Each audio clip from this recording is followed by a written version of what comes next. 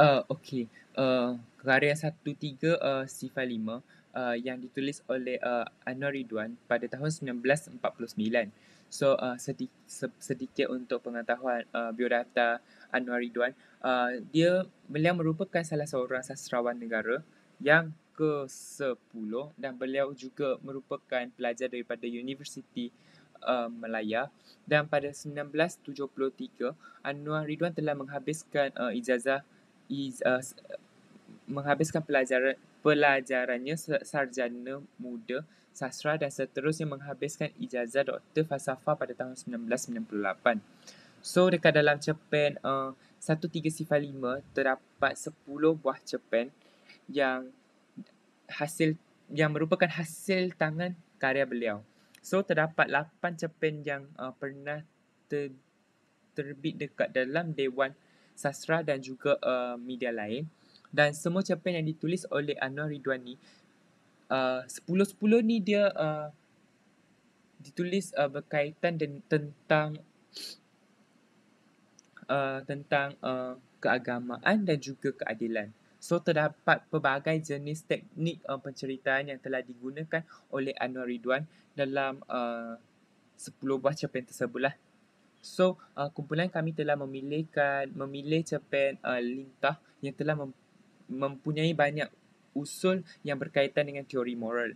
So, teori moral merupakan salah satu teori yang paling lama yang digunakan oleh masyarakat, dan moral merupakan salah satu konsep yang dirumuskan dengan sesebuah komuniti sosial maupun budaya yang mendapat manfaat ataupun sebaliknya. Dan teori moral ini juga dapat menentukan masa depan seseorang berlandasan sesuatu yang dibuat olehnya mulia ataupun prestige. So, moral juga merupakan salah satu elemen yang merujuk kepada tingkah laku dan dia juga bersifat praktikal. So, dalam sesebuah karya sastra yang mempunyai fungsi sebagai pensejarahan, dan dia juga dapat termasuk dengan motif moral yang mampu menghasilkan manusia yang bertamadun dan juga bersejarah. So, karya sastra telah memberikan banyak sumbangan untuk melahirkan lebih banyak bangsa yang bermoral, dan juga karya yang dihasilkan itu dapat mencapai sesebuah sejarah yang berkaitan dengan bangsa yang berkenaan. Baiklah, seterusnya untuk bahagian 2.0 iaitu terdapat penggunaan teori moral alamiah dalam kumpulan cerpen 1305. Teori moral alamiah ini merupakan prinsip serta konsep utama pengkaedahan Melayu Janaan Hashim Awang. Usaha beliau dalam mengelakkan sarjana tempatan daripada masih terpengaruh dalam pemikiran lubang biawak. Lubang biawak membawa maksud slogan budi ahli jiwa Islam dari Sudan yang bernama Malik Badri bin Badri, yang bermaksud golongan intelektual di dunia Islam sering mengikut pelbagai tindakan serta pendapat dari golongan barat. Prinsip utama bagi teori ini ialah karya sastra sebagai kejadian alam yang bermanfaat, mempunyai proses, sistem dan bentuk. Melalui dua contoh yang diberikan, kita dapat lihat bahawa pengarang mengeluarkan beberapa elemen kejadian alam dan proses yang memberikan serta memberi manfaat kepada manusia. Seterusnya untuk 2.1 kita dapat lihat terdapat kehadiran teori kepribadian mulia dalam kumpulan cerpen 1305 yang cerpen yang kami pilih tajuk Lintah. Jadinya kepribadian mulia seseorang itu boleh digambarkan sebagai nilai moral yang positif. Perkara ini boleh dikaitkan melalui teori kepribadian mulia. Aristotle menyatakan bahawa peribadi mulia ini dianggap sebagai satu keperluan untuk membenarkan seseorang itu melaksanakan aktiviti yang rasional serta berkesan. Melalui dua contoh yang dinyatakan dalam slide, kita dapat lihat bahawa Anwar Ibrahim mengeluarkan beberapa kepribadian mulia terhadap satu watak dalam cerpen itu sahaja. Hal ini kerana beliau ingin menekankan kepribadian mulia terhadap seseorang watak itu, ingin menekankan watak dalam cerpen tersebut. Teori moral lebih mementingkan isi daripada bentuk dalam cerpen 1305.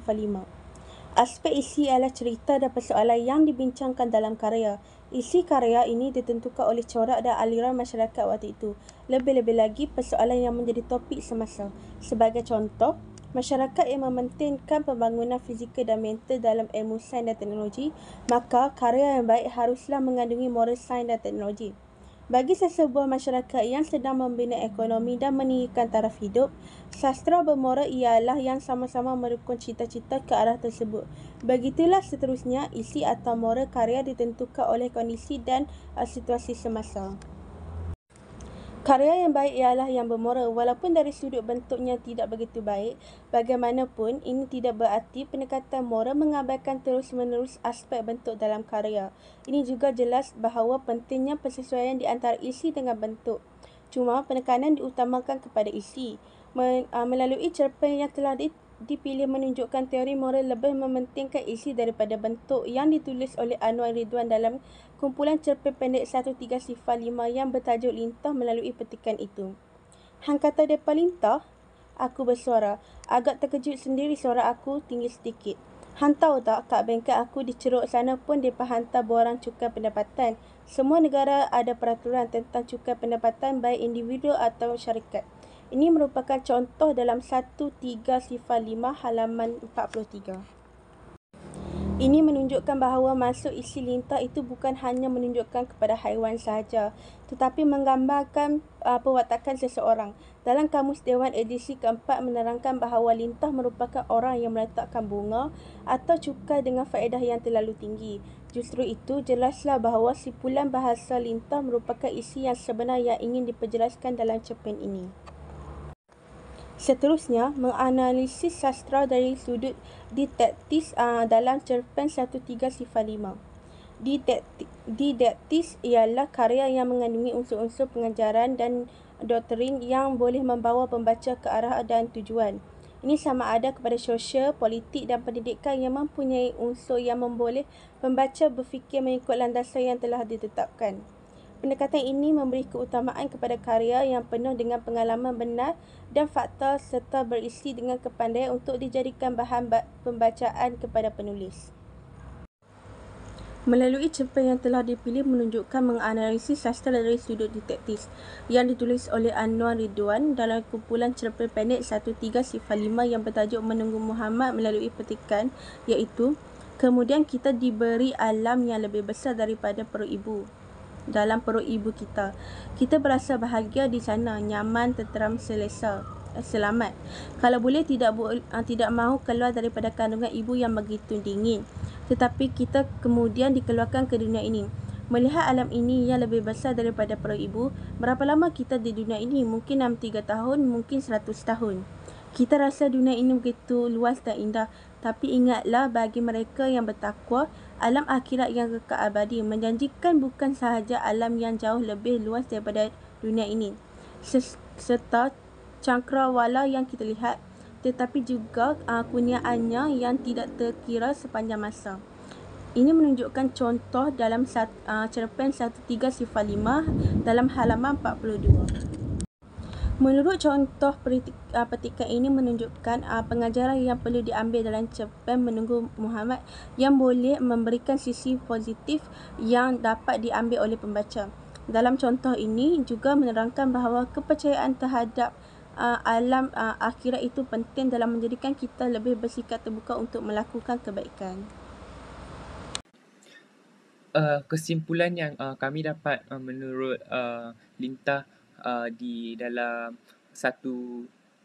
dalam cerpen tersebut 1305 dapatlah banyak elemen moral yang mampu menghasilkan kepribadian yang mulia dan sebagainya. So kita dapat melihat melalui watak Abdul Muttalib yang dia telah mengajar kepada pekerjanya supaya dalam percakapan ataupun dalam menuntut ilmu dengan lebih jujur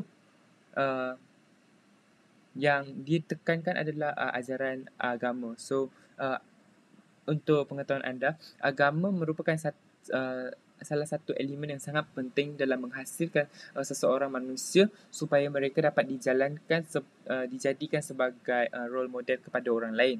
So, sekiranya seseorang manusia itu beragama, sudah pasti dia akan dapat mencapai kebahagiaan dan juga kesejahteraan dalam kehidupan mereka. So, terdapat segelintir masyarakat beranggap dalam pencapaian kebahagiaan dan kesejahteraan, kunci utama adalah kekayaan. Namun, faktor yang utama untuk mencapai kebahagiaan adalah melakukan ibadah dan menjauhi daripada perkara-perkara yang mampu memberikan dosa kepada kita. So, selain itu, teori moral juga merupakan salah satu nilai seni yang amat tinggi, dan ia juga harus mengandungi beberapa elemen seperti pengajaran dan juga pendidikan. So, terdapat pelbagai cara yang mendidikkan anak muda supaya mereka mengamalkan sifat-sifat moral yang tinggi.